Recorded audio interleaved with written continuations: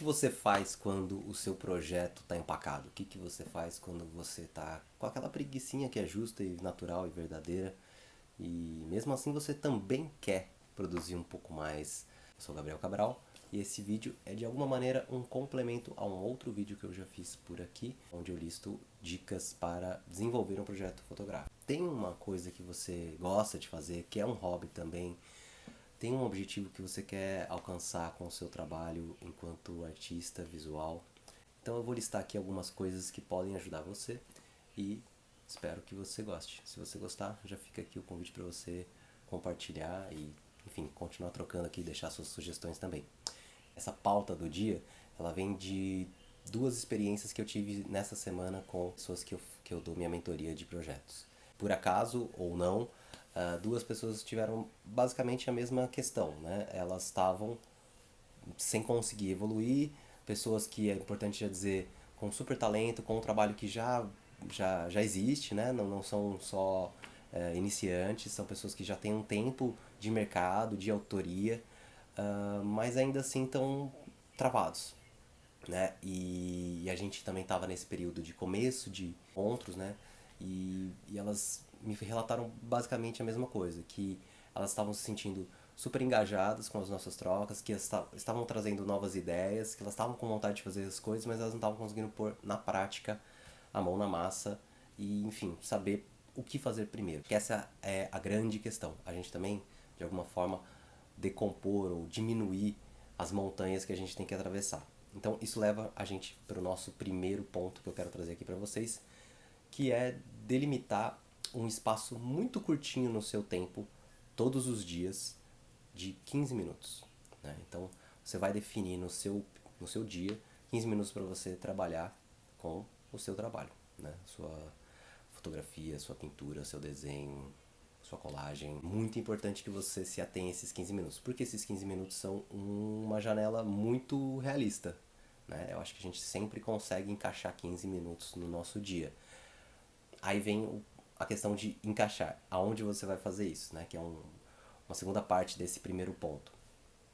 No momento que for melhor para o seu dia. E isso pode ser então, por exemplo, aí eu funciono melhor logo que eu acordo. Ou eu preciso tomar meu café da manhã. Eu preciso tirar burocracias da minha frente antes e, né, conseguir me focar 100% no que eu gosto. Então, se é antes ou depois de alguma coisa, se é de manhã ou de noite, se é a última coisa que você vai fazer no dia para você estar, né, totalmente liberado para aquilo, ótimo. Por outro lado, pensa, será que você não vai estar cansado demais? Então, faça um equilíbrio aí entre esses fatores todos de uma maneira que seja saudável e realista. Uma coisa que é importante a gente ter a dimensão aqui é que a ideia, assim como de alguma forma eu tinha comentado naquele outro vídeo em que eu falava vai no seu tempo, mas não para, vai fazendo, é a gente também entender que no final de uma semana, por exemplo, você vai ter feito aí 1h45, que é muito melhor do que nada que a gente passa semanas fazendo, né? Então, é melhor a gente fazer pouco e fazer sempre e estar engajado e sempre com aquele processo criativo na nossa cabeça do que a gente está distante. E aí, de repente, a gente tem que sempre fazer um movimento de retomada, de reconexão com o que quer que a gente esteja fazendo. Nosso segundo ponto é você, no primeiro dia, então, seus primeiros 15 minutos vão ser se dedicar a fazer uma pequena lista. Essa lista começa com 3 coisas que você quer fazer, né? Com esse seu tempo, com o seu trabalho. Quer fazer uma colagem, você quer fazer uma publicação, você quer se inscrever num edital. Menores, gigantes, não importa. Escreve lá. Esse é só o primeiro passo. No segundo passo, você vai pegar cada uma dessas coisas e você vai decompor em tarefas muito específicas. Então, digamos que o que você quer fazer é uma publicação no Instagram. Envolve muita coisa fazer uma publicação no Instagram, né? Você tem que ter a arte, seja lá o que ela for. Então, se é uma fotografia, se é um desenho, você já tem, não tem, você vai ter que olhar no seu acervo, você já sabe qual é, você vai ter que pesquisar. É um carrossel, vai ter que pegar várias, que ordem que isso tem. Veja, vão se acumulando coisas. Tem um texto, não tem um texto, tem hashtag, eu já tenho uma lista de hashtag, vou marcar, não vou marcar, gente, lugar, blá, blá, né? Então tem muita coisinha para ser feita. Revisar o texto, coisa que eu sempre esqueço, que eu preciso me forçar. Então, para que serve essa lista? Para a gente ver tudo que a gente precisa fazer e lembrar de tudo que a gente tem que fazer. Eu esqueço muito da revisão, por exemplo, e vou na correria. E eu preciso colocar na minha lista para eu, opa, vamos ver se o texto está correto, se eu não esqueci alguma coisa, né? Duas coisas que acontecem quando a gente vai especificamente nas subtarefas dessa coisa maior que a gente quer fazer. Primeiro que a gente tem uma dimensão de tudo que demanda para fazer aquilo. Assim, quando a gente faz isso, aquela coisa gigante, escrever um trabalho num edital, que dá preguiça, que é chato, que é muita coisa, a gente para de olhar para o todo e vai olhar especificamente. Então, qual é a próxima coisa que eu tenho que fazer? Então, nessa lista que você abre os subtópicos, você já também coloca ela de alguma maneira em uma ordem dos fatores acontecerem, né? Seja porque eles precisam acontecer nessa ordem, seja porque você prefere fazer dessa ordem, já que se for livre, né, para sua escolha.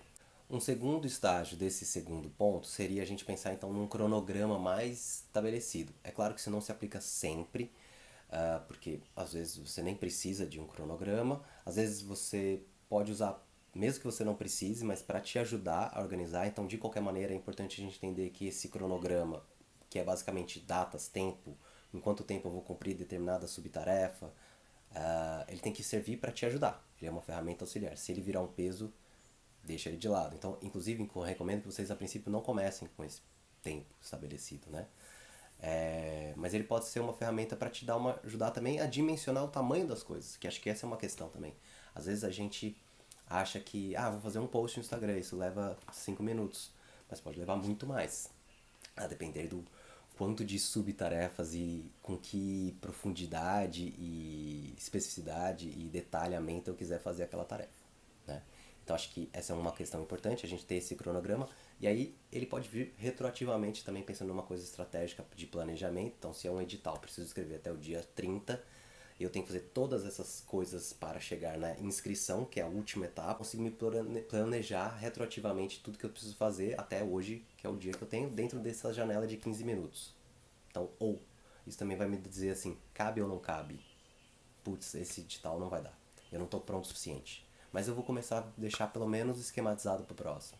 Esse planejamento, eu acho que ele dá uma dimensão muito mais tranquilizadora, apaziguadora pra gente sobre o nosso processo criativo. Com essa visão panorâmica de tudo que a gente precisa fazer, o que cabe, o que não cabe, o que eu quero muito fazer, o que é uma obrigação eu fazer, eu acho que tem um terceiro ponto aí que é até pra gente também priorizar ou elencar o que a gente vai fazer primeiro, né? Pensando, por exemplo, naquelas 3 primeiras coisas né, aquelas coisas maiores que eu quero fazer, eu acho que vale a gente levar nesse momento em consideração o nosso coração e as nossas obrigações. Então, às vezes a gente quer muito fazer uma determinada coisa, porque é o nosso hobby, a gente só quer sentar ali, cortar uma revista e sentir o cheiro da cola e colar um negócio, né? Porque esse é o nosso momento de prazer e, enfim, é o que a gente quer fazer, simplesmente. Mas a gente tem que entregar um post XYZ.